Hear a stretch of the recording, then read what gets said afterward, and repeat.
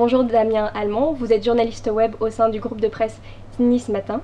Alors en novembre dernier, Nice Matin a été racheté par un groupe de journalistes salariés dont vous faites partie.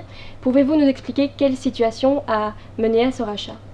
Elle est très simple. Nice Matin était un journal en grande difficulté. On a eu une baisse de chiffre d'affaires publicitaire, une baisse des ventes et plein d'erreurs de gestion qui ont conduit le groupe en cessation de paiement, et donc on a été mis en situation de redressement judiciaire.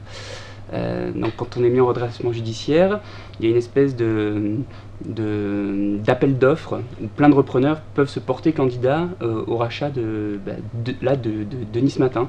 Et donc il y a eu plein d'offres. Il y a eu une offre d'un groupe belge de Rossel, il y a eu une offre de Libération, il y a eu une offre d'un groupe immobilier, il y a eu une offre d'un groupe qui faisait des maisons de retraite. Et quand on a vu les premières offres, il y en a aucune qui nous a plu, il n'y en a aucune qui nous a convenu. Il y avait beaucoup de licenciements et ça nous a pas plu. On a senti que le journal était en difficulté. Donc du coup on s'est mobilisé à plusieurs et on a bâti un projet de reprise et de rachat de Nice Matin par les salariés. Voilà. Donc, vous étiez en concurrence avec de grands groupes, vous l'avez dit.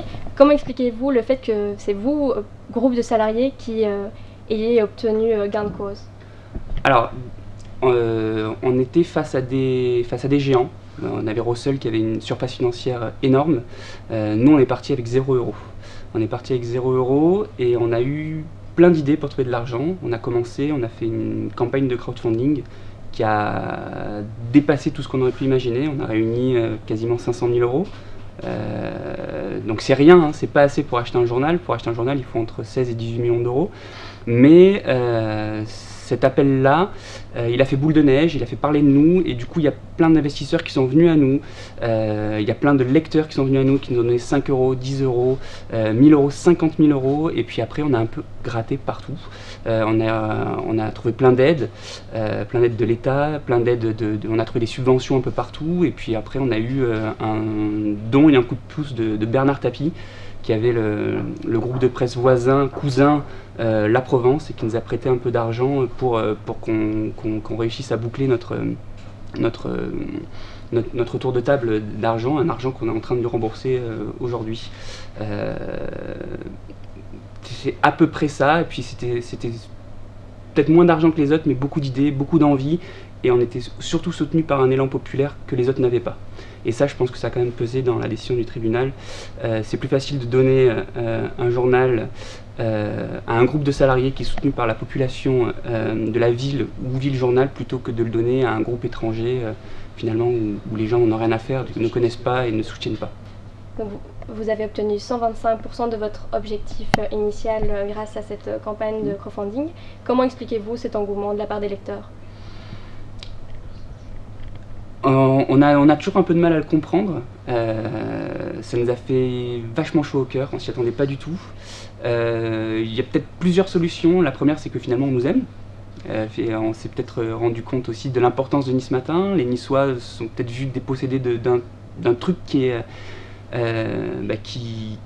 ont tout le temps connu, qu'ils ont grandi avec. En fait, c'est un peu comme si on habite dans un quartier, on est dans un rond-point, il y a une statue sur le rond-point, on passe tous les jours devant, on la regarde pas, et puis le jour où on dit la statue du rond-point on va la dégommer, on va se dire merde, cette statue elle est cool. Et Nice Matin c'était un peu ça, c'était un truc qui est là, qui fait partie du paysage, on l'aime pas, il y a des articles qui sont pas toujours très bien, on aime bien le critiquer et tout, mais le jour où on sent qu'il est en danger, on sent qu'il peut disparaître, ça nous fait quelque chose et on se mobilise, et du coup on donne des sous et on pousse les journalistes à racheter leur entreprise.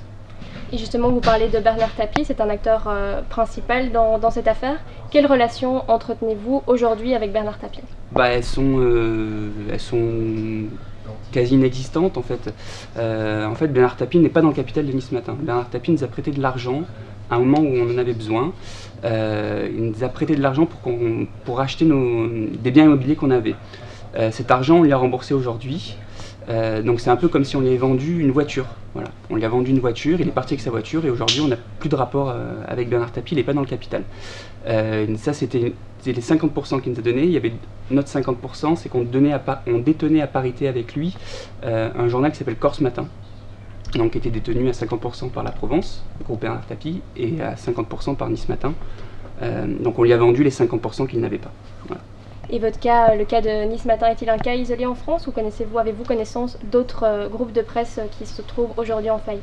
Alors, c'est un cas unique en France parce que c'est le seul journal qui est géré en coopérative et c'est surtout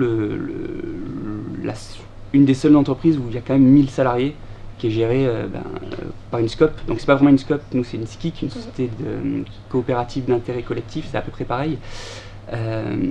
Mais non, on n'a pas d'exemple à cette échelle-là. On sait qu'après la réussite de notre projet, il y a beaucoup de journaux en difficulté qui ont essayé de faire la même chose. On ne sait pas si ça a réussi, on sait qu'il y a eu beaucoup d'échecs. Les campagnes de crowdfunding ont réussi, mais les journaux qui étaient en difficulté n'ont pas obtenu l'aval du tribunal de commerce pour acheter leur journal. Après, on a aussi eu beaucoup de confrères qui nous ont appelés, qui sentaient leur titre, leurs médias, leur site, leur radio, leur télé en difficulté, qui nous ont appelés pour avoir des renseignements sur comment est-ce qu'on s'était organisé pour monter ce projet-là. Donc on leur a toujours répondu, mais on n'a jamais su s'il y avait eu une réussite du projet.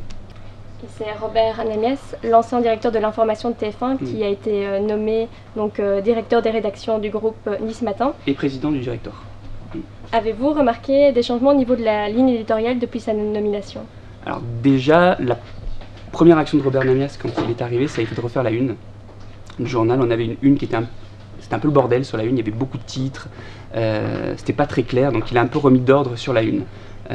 On a un gros titre avec une photo qui est très parlante, très mise en valeur, avec un titre beaucoup plus accrocheur qui tient en seulement 2 mots, donc ça a été un des gros changements forts. Après, la ligne éditoriale du journal, c'est toujours plus de proximité, de parler toujours plus des Niçois à travers leur prisme, d'essayer de trouver des sujets, de les adapter et de les faire parler aux Niçois pour qu'ils se sentent concernés. Quand je dis les Niçois, c'est aussi les Varois, les Canois, les Monégasques, parce qu'on est aussi présent sur tout le littoral azuréen. Donc notre ligne éditoriale, c'est ça, c'est toujours plus de proximité, être toujours plus près du lecteur et d'essayer d'organiser, d'être au centre de la vie des gens et de tisser du lien social entre les gens partout sur la côte.